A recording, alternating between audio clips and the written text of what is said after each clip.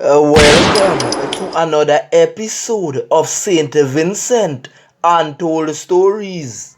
On this episode, we feature the La soufriere volcano in Saint Vincent, and we are going to bring forward some truth about the evacuees and the red zone. Big ups to all of my subscribers, and if you are new to the channel, hit the like button, the subscribe button, and hit the bell icon if you wish to see more videos like these. During the volcano eruption and the evacuation, we have had several complaints about public servants. We have heard the complaints at the shelters, but I must applaud the immigration officers. We went here there recently to do some business, and we had a little mix-up. And the young lady that was at the front desk, she dealt with us so professional. There is another young lady working in the Ministry of Foreign Affairs at the front desk that is taking down names for persons who are going away. I tell you, I have heard several remarks about that young lady. You are doing a good job. I applaud you. You are one of the best customer service agents I ever seen in my life. Mr. PM, those are the persons that would give you a good name.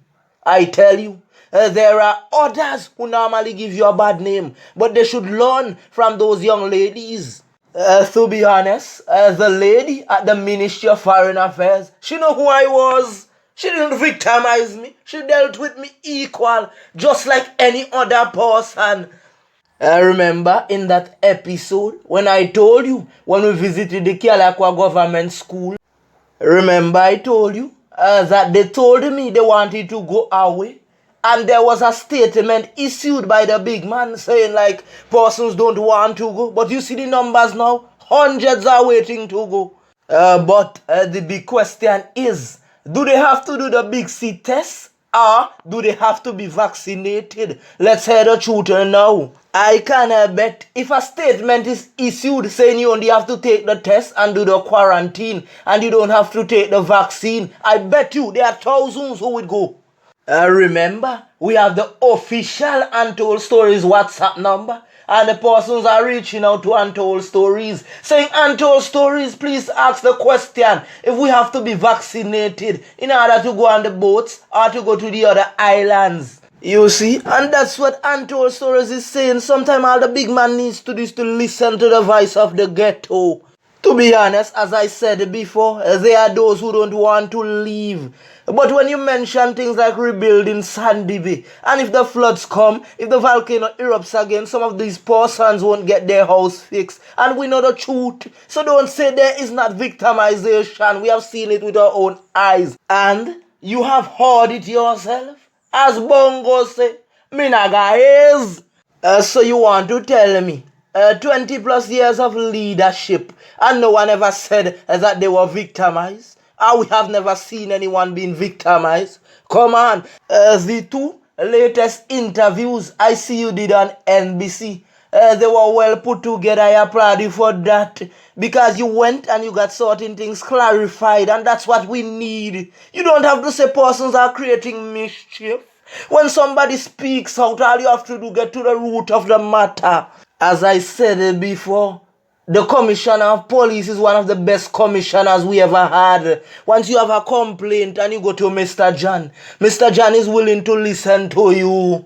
So PM, that's what the voice of the Vincent ghetto is asking for. Remember at Untold Stories, we said that Sandy Bay was a river mouth.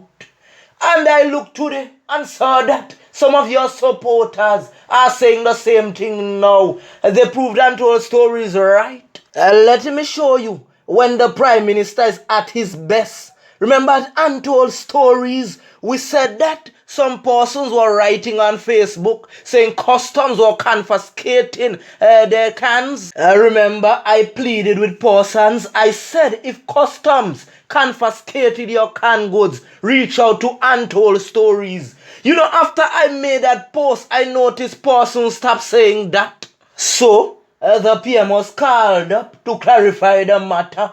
And the PM reached out to the big man at customs and they said that they never confiscated anything. And that is what we are asking for when we say accountability. When we know the truth. What we don't want is saying that persons have to be vaccinated to go on the ships when the ship said they did not say anything like that. You know, more while still, a woman sit down and hold a resume. And when the resume get out of control and just start to overpower me, more while still me say like you are Ralph, how you determined so. And when me and she don't hold a resume, I mend back where I mend back. So be honest, no matter what we do right now, he's still the big man. So we just have to keep pressing until he does the right thing. So there is an issue in which I spoke about at the warehouses in NEMO. Let me make myself clear. The one that I said was heavily guarded was the one at Camden Park. Let me just clarify that. They say there is one in Glen, but I don't see any guards there, so I don't know about that one. And that one is located on private property, so we cannot step foot in there to spy. The Prime Minister mentioned about some early release of prisoners. Where are these prisoners going if they were born or if they lived in the red zone before? How are they going to be housed? How are they going to be grouped? Public shelters or private shelters? Or are they going to be grouped according to their offenses? Because someone who was for something like a maintenance, then they can be allowed to go into the public shelters. My question is the ULP headquarters giving out donations? I saw with my own eyes that there were donations being given out at the Democrat House. And it is alleged that you have to bring your ID card. Mr. Friday, can you address this matter? And that's what we've been warning about. Do not make this thing political. Is there anywhere else than the Democrat House and these items could be distributed? So you see, Friday, this is how you have to step up and be a leader. You have to tell the people sending the items that I am not partial. I am giving it to everyone. I don't care who you supported. Once you come to me, I am giving it to you once you need it. Dr. Friday, you are one of the most friendliest persons I have ever seen in my life. And I know that you can look into this. Let us get the matter resolved. If you ask for ID card, please say what the ID card is needed for. Is it to recognize your location? So, we saw the live video with Mr. Desran Rodriguez up at the volcano. And as I said in the previous episode, you saw the one with Paul. But how come is Mr. Rodriguez alone? You see, things like that is making the country look bad. Mr. Rodriguez, he never robbed.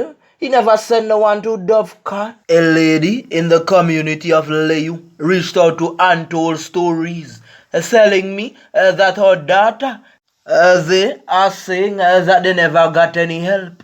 So, if you have donations to make, please remember these 11 persons. I don't know them personally, but they said that they were evacuated from Chatebele, and up to this day, they never got anything. So, if you are willing to help out, you can WhatsApp the official Untold Stories number 1784-454-3536. And I will give you the contact number for the lady so you can contact her yourself. You see, when I reveal certain things on Untold Stories, they have those that say, Untold Stories, go back to Jamaica.